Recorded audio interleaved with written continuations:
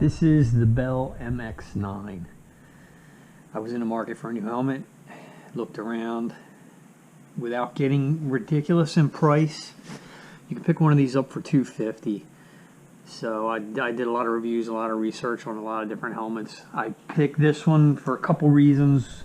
One is the shield is very thick, much thicker than a standard motorcycle helmet.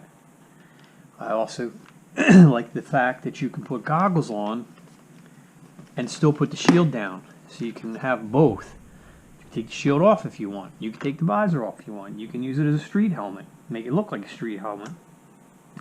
It also has the cutouts for the cardo systems for, you know, any type of motorcycle communication. It has the cutouts in the ears. So that was the main points that I was looking for in getting one.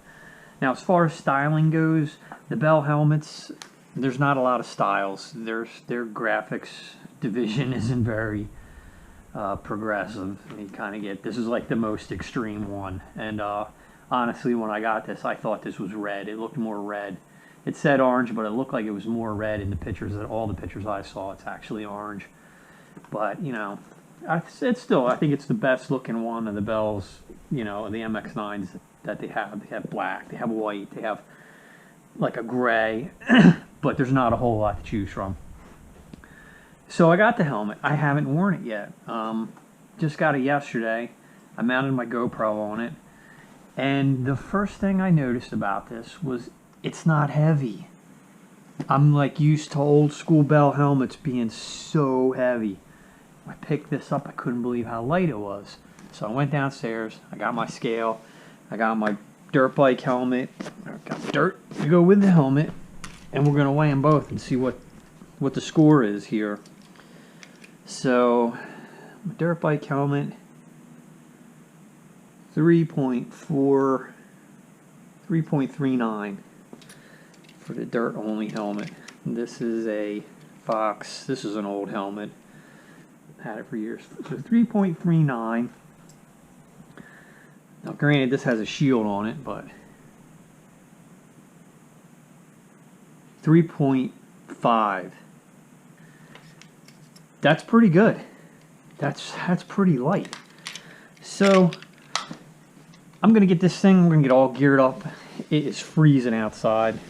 Perfect time to test this. I don't have much faith in how this is gonna do. There's a vent here that can close.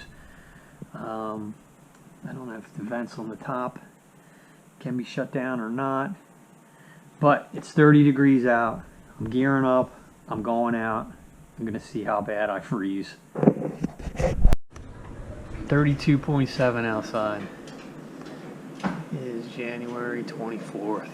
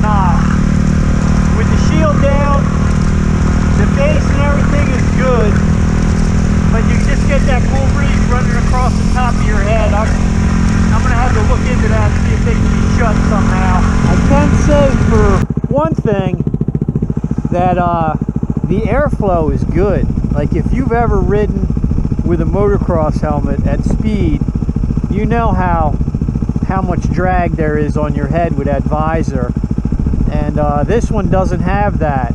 You almost can't even tell that you have a visor on there. So that's impressive. I mean, it's not, the visor doesn't stick out as far as a motocross visor. It's not going to be as effective at shielding the sun in certain circumstances, but I'll take it.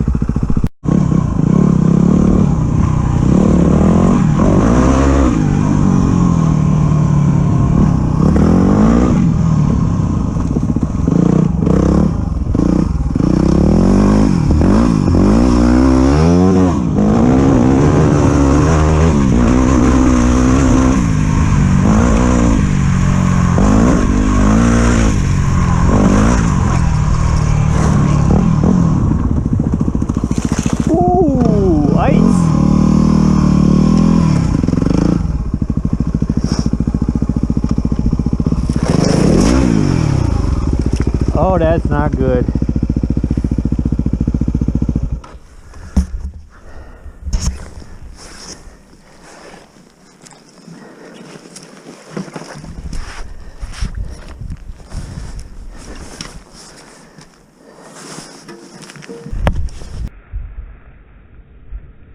I'll tell you another awesome thing that I like about this helmet is the fact that you can wear goggles and that you can close the shield with the goggles on it. That's pretty awesome. I'm not a fan of tinted shields. I like clear shields. If you ever have to ride at night, it pretty much makes a helmet worthless if you got a tinted shield. And for me, I like the 100% goggles. I really like them. I've used them for a long time, and I really like being able to do this setup. And in the winter, I mean, it's another layer of protection from the wind and a little bit of warmth, and it really helps out. And I really like the fact that they engineered this so that the shield can go down over the strap. I think that's brilliant. And I know this isn't the only helmet that does that, but in this price point, really glad to see that. Okay, so first day impressions in 32-degree weather. I like the helmet, pretty happy with it.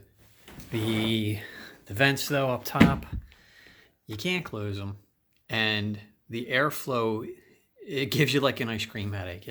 There's quite a bit of airflow, which in the summer it's gonna be fantastic. The visor's great. It doesn't catch the wind. I don't know how they designed it, but it doesn't, like I said earlier, you wear a motocross helmet, man, those visors will snag wind and really pull. This one doesn't. They got it really well engineered. The shield takes some getting used to because there's no like tab. You can do it in the middle, but it's very hard to find this little piece. Whereas on the sides, you have like a lip that you can get the whole edge that you can use. So that's just going to take some getting used to. I really wish they had included like a removable skirt that you could put on the bottom, because there's so much space in here.